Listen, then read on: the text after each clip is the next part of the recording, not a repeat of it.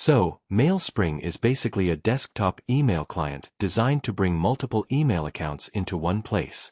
If you're tired of constantly switching between different inboxes, the idea is pretty appealing.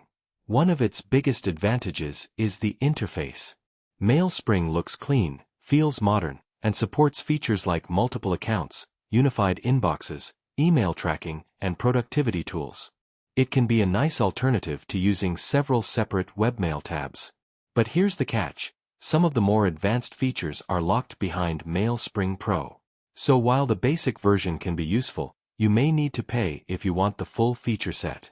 I'd also consider whether you actually need a third-party email client. If Gmail, Outlook, or Apple Mail already gives you everything you need, switching to Mailspring may not be worth the extra setup. So, is Mailspring worth using?